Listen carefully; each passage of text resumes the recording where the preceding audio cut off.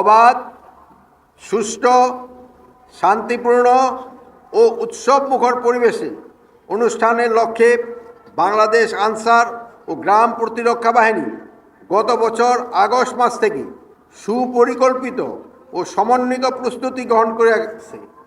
নূতন প্রশিক্ষণ নীতিমালার আলোকে ইতিমধ্যেই ৫৬,০০০ উপজেলা থানা কোম্পানি আনসার, ২,৫৫,০০০ টিডিপি সদস্যা এবং ৩,০০০-এর অধিক আনসার ব্যাটালিয়ন সদস্যকে মৌলিক প্রশিক্ষণ প্রদান করা হয়েছে। একই সঙ্গে নির্বাচনী দায়িত্ব পালনের উদ্দেশ্যে প্রায় ৪.৫ লক্ষাধিক সদস্যকে SDMS সফটওয়্যারের মাধ্যমে তালিকাভুক্ত করা হয়েছে। আসন্ন ত্রয়োদশ জাতীয় সংসদ নির্বাচন সারা দেশে মোট ৪২,৭৬১টি ভোট কেন্দ্র, প্রতিটিতে ১৩ জন করে সর্বমোট ৫,৫৫,৯৫৮ জন আনসার ভিডিপি সদস্য দায়িত্ব পালন করিবেন।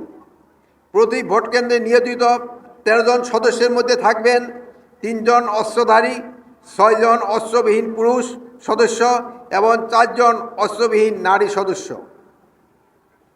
এবং অতিরিক্ত নিরাপত্তা ব্যবস্থার অংশ হিসাবে প্রতি কেন্দ্রে নিয়োজিত ৩ জন অস্ত্রধারী সদস্যের মধ্য থেকে একজন নির্বাচনকালীন সময়ে প্রিজাইডিং অফিসারের সঙ্গে সার্বক্ষণিক দায়িত্ব পালন করবেন।